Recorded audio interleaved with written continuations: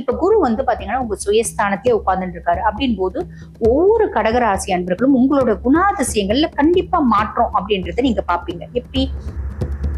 பூர்வ புண்ணியஸ்தானம் புத்திரஸ்தானத்தை குரு பகவான் உச்ச பார்வை பார்க்கறதுனால குழந்தைங்க ரீதியா இருந்து வந்த மன கஷ்டம், மனசஞ்சலம், மனக்குழப்பம், மனப்பதட்டம் இதெல்லாம் காணாம போகுங்க. எங்க குடும்பத்தை பெருசா எனக்கு பிரிச்சு கொடுக்கவே இல்லை, ஏமாத்திட்டாங்க அப்படின்றீங்களா? கவலையப்படாது. 7ஆம் பாவம் கலத்திரஸ்தானத்துல குருனோட உச்ச பார்வை. இப்ப ஹஸ்பண்ட் வந்து பாருங்க பயங்கரமா அஃபெக்ஷனா பயங்கரமா வந்து பாத்தீங்கன்னா தங்க தாம்பாளத்துல தலைமையில வச்சு தாங்குவாரு. அதெல்லாம் கிடையாது. நம்ம சாப்பிடுமா அப்படின்ற ஒத்த வார்த்தை சொல்லுவாங்க. அந்த ஒத்த வார்த்தையே உங்களுக்கு வந்து பாத்தீங்கன்னா 1 கோடி ரூபாய் வர்த்தான வார்த்தை அப்படின்னு சொல்ல.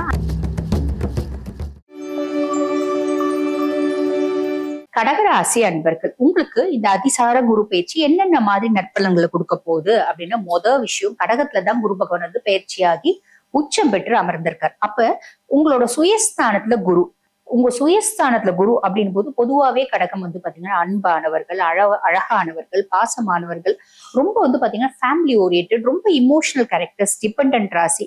இப்படி கடகத்துக்கிட்ட ஆல்மோஸ்ட் எல்லாமே நல்ல குணங்கள் தாங்க. ஏதாவது கெட்டது இருக்கா அப்படின்னு சட்டுன்னு எல்லாரையும் நம்பிடுறது. சின்ன சின்ன விஷயங்களுக்கு கூட வந்து பாத்தீங்கன்னா தாங்க முடியாம அழுதுடுறது, இமோஷனலி வந்து கனெக்ட் ஆயிடுறது. இது வந்து கெட்டதுன்னு சொல்ல முடியாது, ஆனா அவங்க அதை மாத்திக்கினா அவங்க ரொம்ப நல்லது அப்படின்னு சொல்ல அவங்க பல விதத்துல வந்து பாத்தீங்கன்னா பல இடத்துல ஏமாறாம இருக்கிறதுக்கு ஒரு வாய்ப்பு அமையும். பியாண்ட் தட் இப்ப குரு வந்து பாத்தீங்கன்னா உங்க சுயஸ்தானத்திலே உட்கார்ந்துட்டு இருக்காரு அப்படின் போது ஒவ்வொரு கடகராசி அன்பர்களும் உங்களோட குணாதிசயங்கள்ல கண்டிப்பா மாற்றம் அப்படின்றத நீங்க பாப்பீங்க. எப்படி?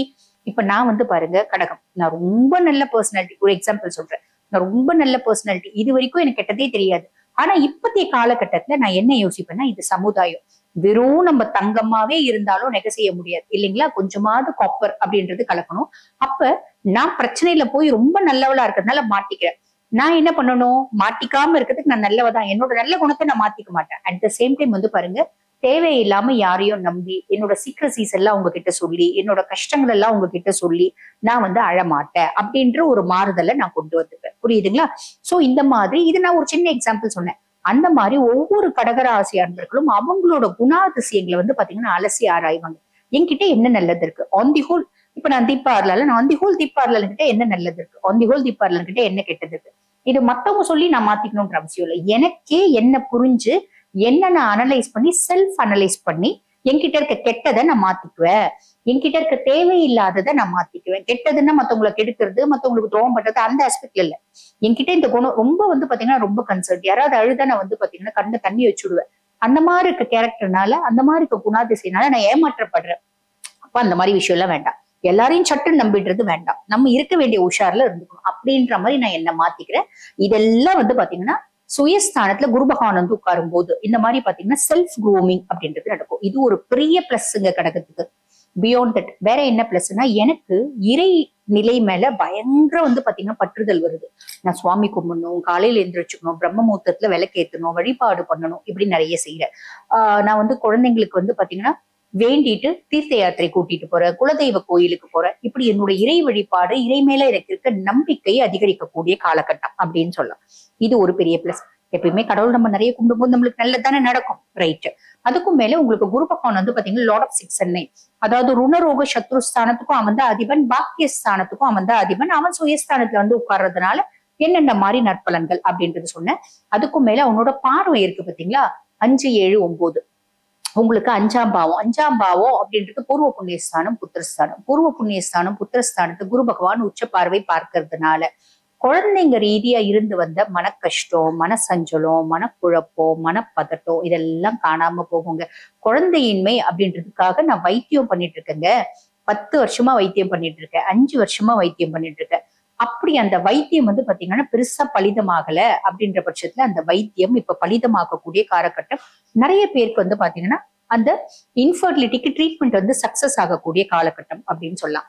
அதே மாதிரி பூர்வீகத்துல எங்களுக்கு நிறைய சொத்து பத்து வீடு வாசல் எல்லாமே இருக்குங்க. எங்க குடும்பத்துல பெருசா எனக்கு பிரிச்சு கொடுக்கவே இல்லை, ஏமாத்திட்டாங்க அப்படின்றீங்களா? கவலையப்படாதீங்க. நீங்க எந்த விதத்துல நீங்க ஏமாந்தப்பட்டீங்களோ ஏமாற்றப்பட்டீங்களோ அந்த ஏமாற்றப்பட்டதை நீங்க மீட்டு எடுக்கக்கூடிய காலகட்டம். அது சொத்தா இருக்கலாம், நகையா இருக்கலாம், ஏதோ ஒண்ணு.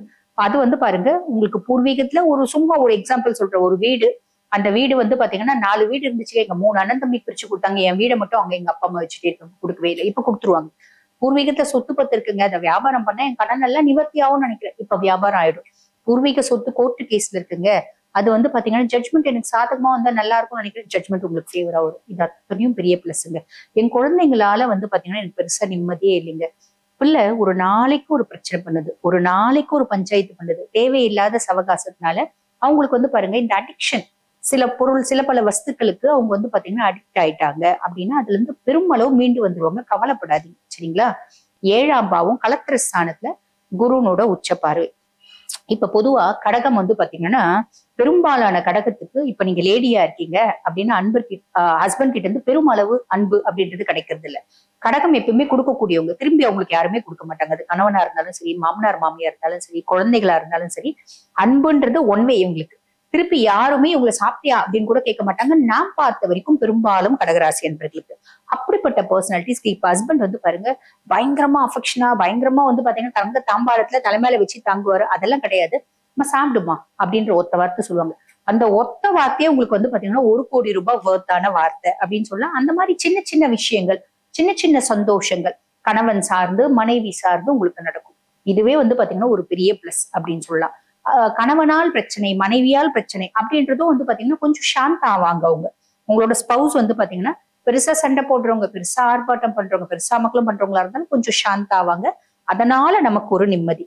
நீங்க வந்து பாத்தீங்கன்னா ஒரு தொழில் சுய ஸ்தாபனம் வச்சு நடத்துறீங்க, அந்த 4 பார்ட்னர்ஸ் இருக்காங்க அப்படின்னா அந்த 4 பார்ட்னர்ஸ், ஒரு பார்ட்னர் இருந்தாலே கொடுமையடி பிரச்சனை தான். 4 பார்ட்னர் இருக்காங்க அப்படின்னும் போது பெருசா ஒவ்வொருத்தவங்களுக்கும் ஒவ்வொரு விதமான கருத்துக்கள் இருக்கும். நம்ம 4 பேருக்கும் பெருசா வந்து பாத்தீங்கன்னா இந்த 5 பேர், நம்மளையும் சேர்த்து 5 பேருக்கும் கருத்து வேறுபாடுகள் அப்படின்றது நிறைய இருக்கும் இல்லைங்களா? அந்த கருத்து வேறுபாடுகள் அப்படின்றது பெரிய லெவல்ல இல்லாம குட்டி குட்டியா இருந்தா அதை வந்து ஓவர் கம் பண்ணக்கூடிய ஒரு விதமா இருக்கும். பார்ட்னர்ஸ்க்கும் உங்களுக்குமான ஒரு உறவு அப்படின்றது நல்லுறவா அமையும் இந்த காலகட்டம் அப்படின்னு சொல்லலாம். இனிமேல் மட்டும் முழுசுமே அப்படி இருக்குமா? அப்படி கிடையாது. இந்த பர்டிகுலர் பீரியட் வந்து பாத்தீங்கன்னா ஒரு சப்போர்ட்டிவா இருக்கும் அப்படின்னு சொல்லலாம், சரிங்களா? அதுக்கு அடுத்து உங்களுக்கு வந்து பாருங்க பாக்கியஸ்தானத்தை குரு பாக்குறாரு, 9ஆம் பார்வை அதிர்ஷ்ட ஸ்தானத்தை குரு பாக்குறாரு அப்படின் போது நான் கடக்கும். எனக்கு ஏதோ ஒரு விதத்துல ஒரு அதிர்ஷ்டம் அப்படின்றது வந்துச்சு. லாட்டரி டிக்கெட் வாங்கலாமா, லாட்டரி டிக்கெட் வந்து வந்து பாத்தீங்கன்னா எங்களுக்கு லாட்டரி விழுமா அப்படின்னு கேட்காதீங்க. பொதுவா வந்து பாருங்க நம்ம வந்து லாட்டரி டிக்கெட் வாங்குங்க, அதுல வந்து பாத்தீங்கன்னா உங்களுக்கு ஃபேவரா வரும், ரேஸ் உங்களுக்கு ஃபேவரா வரும், இந்த மாதிரி ட்ரேடிங்ல இவ்வளவு இன்வெஸ்ட் பண்ணுங்க, இது ஃபேவரா வரும். இந்த மாதிரி அதிர்ஷ்டம் சார்ந்த விஷயம் நான் எப்பவுமே சொல்ல மாட்டேன். பிகாஸ் அதிர்ஷ்டம் அப்படின்றத நானே எப்பயுமே நம்புறது இல்லை. சோ அதனால அதிர்ஷ்டம் சார்ந்து எதிர்பார்த்து ஏமாறுறது வேண்டாம். நம்ம உழைப்பு சார்ந்து நீங்க எதிர்பார்க்கறீங்க அப்படின்னா உழைக்கிறவங்க வீணா போறது இல்லை. இதுதான் என் மைண்டோட செட். அதனால என் மைண்ட் செட் எப்படியோ அப்படி. நான் யாருக்குமே அதிர்ஷ்டம் இப்படி பண்ணுங்க, இது வந்து சூப்பரா வந்து கிளிக் ஆயிடும் அப்படின்ற எந்த ஒரு விஷயமே நான் சொல்ல மாட்டேன். அப்படி பிராப்தம் இருந்துச்சுன்னா கூட சோ அந்த விஷயத்த நான் சொல்ல விருப்பப்படல. அப்ப என்ன சொல்லலாம்? ரொம்ப சிம்பிள். அதிர்ஷ்டம் சார்ந்து உங்களுக்கு நடக்கும் அப்படின்னா நம்ம வந்து பாருங்க ஒரு விஷயத்துக்காக ரொம்ப நாள் அலைஞ்சிட்டு இருப்போம். நான் ஒரு கவர்மெண்ட் ஆஃபீஸ்ல வேலை செஞ்சுட்டு இருந்தேன். எனக்கு பென்ஷன் வந்து சாங்ஷன் ஆகல. அதனால 2 விஷயமா நான் 2 வருஷமா வந்து பாத்தீங்கன்னா நான் அந்த பென்ஷன் எனக்கு வரணும் அப்படின்றது வேண்டி நான் வந்து கவர்மெண்ட் ஆஃபீஸ் போயிட்டே இருக்கேன். இல்ல ஏதோ ஒரு அரசாங்கம் சார்ந்த வருமானம் எனக்கு வரணும், அதுக்காக நான் அலைஞ்சிட்டே இருக்கேன், அது எனக்கு சாங்ஷன் ஆகும்.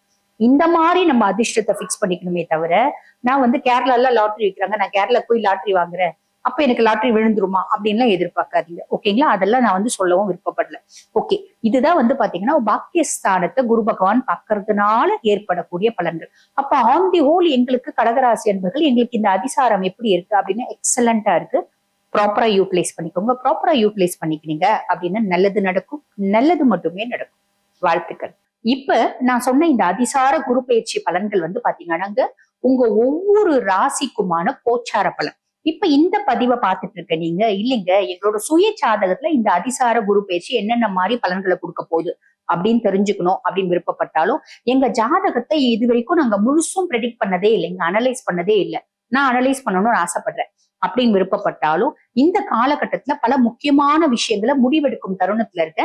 அப்ப நாங்க எங்களோட சுய ஜாதகத்துல இப்ப நான் வேலை மாத்தணும்னு நினைக்கிறேன், வேலை மாத்தலாமா வேண்டாமா, திருமணம் பண்ணணும்னு நினைக்கிறேன், பண்ணலாமா வேண்டாமா, நான் வீடு கட்டணும்னு நினைக்கிறேன், வீடு கட்டலாமா வேண்டாமா, இப்படி கடன் வாங்கலாம்னு நினைக்கிறேன், கடன் வாங்கலாமா வேண்டாமா, ஒரு ட்ரேடிங்ல இன்வெஸ்ட் பண்ணணும்னு நினைக்கிறேன், இப்படி பல முக்கியமான விஷயங்களை முடிவெடுக்கும் தருணத்துல இருக்கேன், செய்யலாமா வேணாமான்ற ஒரு குழப்பத்துல இருக்கேன் அப்படின்னாலும் உங்க சுய ஜாதகத்தை பார்க்கணும் அப்படின்னா நான் பேசிட்டு இருக்கும் போதே எங்களோட வாட்ஸ்அப் நம்பர் டிஸ்பிளேல கொடுத்துருக்க மாட்டாங்க, டிஸ்கிரிப்ஷன்ல கொடுத்துருப்பாங்க. போய் டிஸ்கிரிப்ஷன்ல பாருங்க, நம்பர் கொடுத்துருப்பாங்க.